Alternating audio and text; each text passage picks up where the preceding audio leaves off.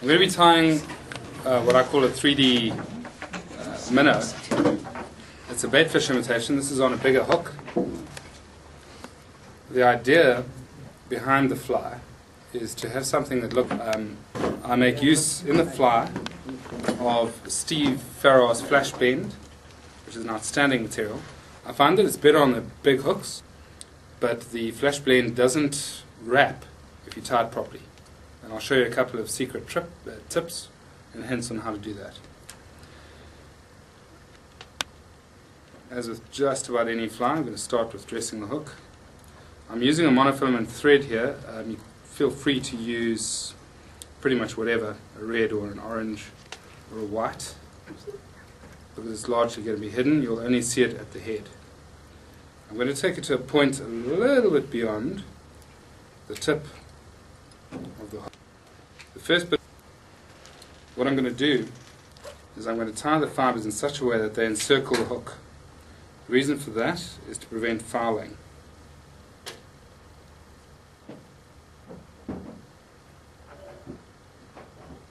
Okay. The way to do it is you spread it on top of the hook. You can go up to twice the length of the hook, maybe a bit longer. Do 2 loose threads over the top, and then just ease it with your finger so that it encircles the hook entirely.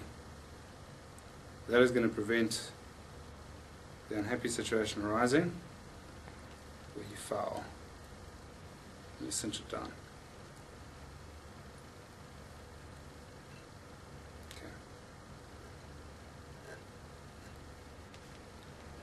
Terrible waste. Absolutely insane. We take a piece of crinkle flash, double it over, and tie it on top so that one strand falls on each side. That is going to represent the lateral line of the fish.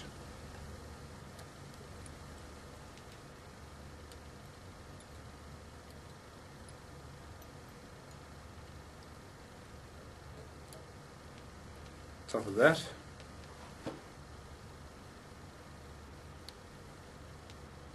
that on top, cinch it in. This is ultimately going to emulate either blood or gills. And why I tie it in at this point, you'll see, is because I'm going to tie several layers of material on top of it. It actually gives it quite a lifelike appearance. It looks like it's breathing in behind the material. It looks really cool. Okay. You take the square section, which I'm going to trim, and you face it to the back. And you do it a little bit further than the bend of the hook, for reasons which will soon become apparent.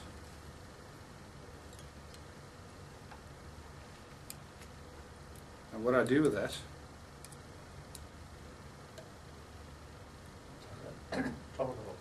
on top of the hook,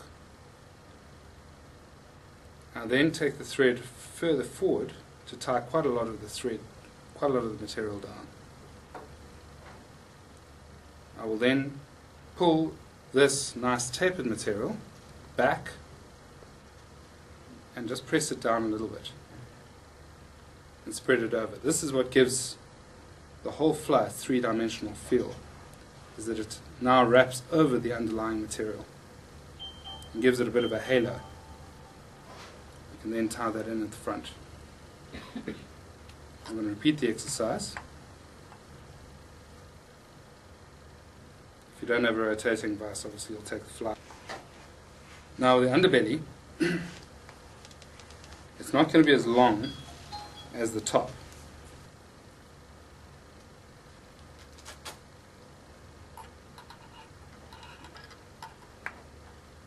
Just beyond the hook bend.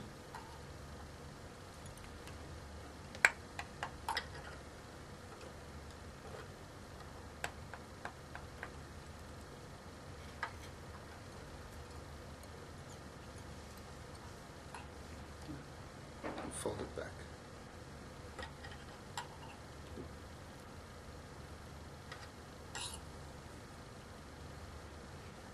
See what we're building up. There's a nice tapered body. It's actually quite hollow.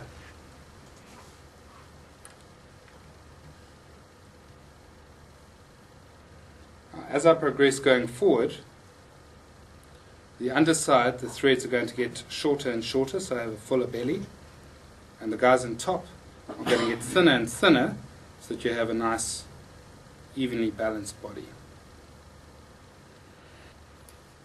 Shorter section, kind of consistent. It builds up a bulky head in this region, which aids the fish, or the fly rather, when you're retrieving it.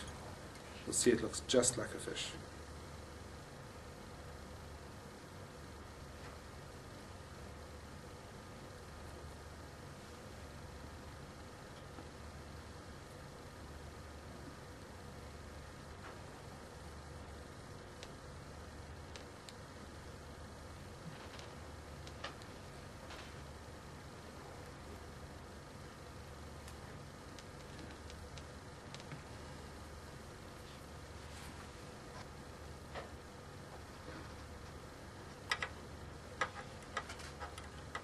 See, with every tie, I advance the thread further forward, so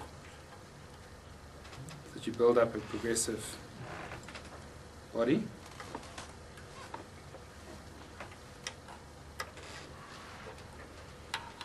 This material is probably a little bit thick for this hook.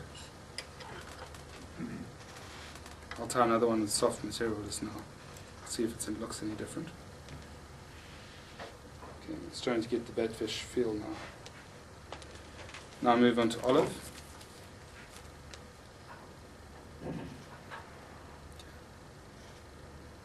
What I'm going to do here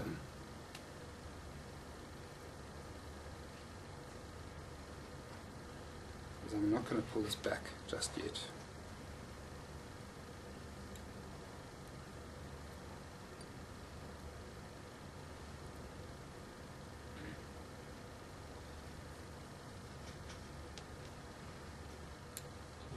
Expensive fun, eh?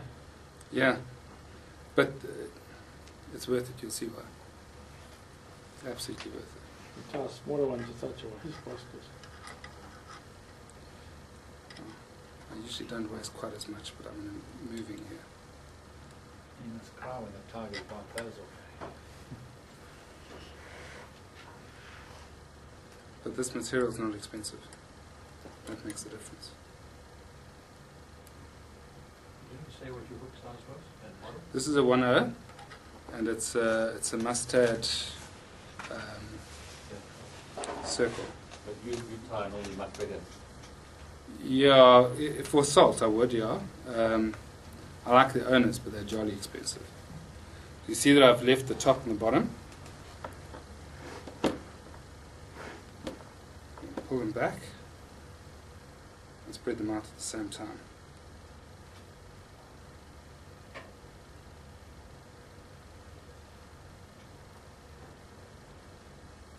Wow, this is a bit of a woolly bugger.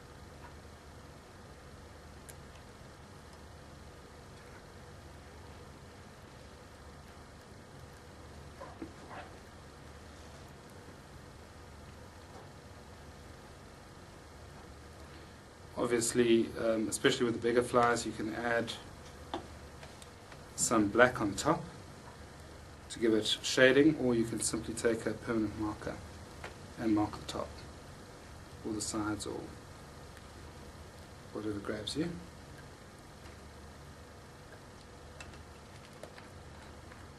You can use epoxy for this, which probably a better idea if you're using mono. If you're going to be using thread wraps, then Sally Hansen's the way to go.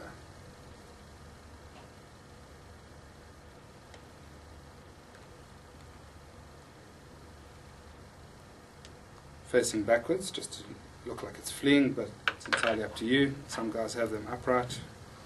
It really is up to you. Also try to put the eye directly over the point of the hook. Fish, especially tigers, are headhunters, though tigers often hit the tail. So if he's coming in for the kill, that's where you want him to hit, right over the point of the eye, point of the hook.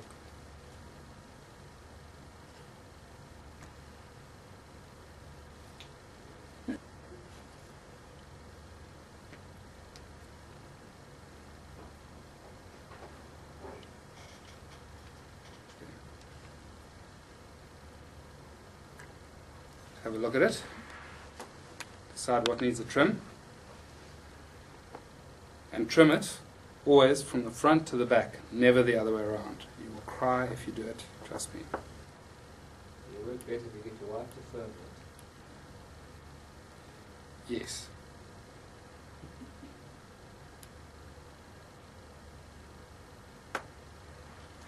Even profile, then you take it with a pair of pliers and you hold it facing up towards the tap of a really hot stream of water, and hold it there for a minute or two, and it will keep that baitfish profile indefinitely. There you go. And you show. Okay.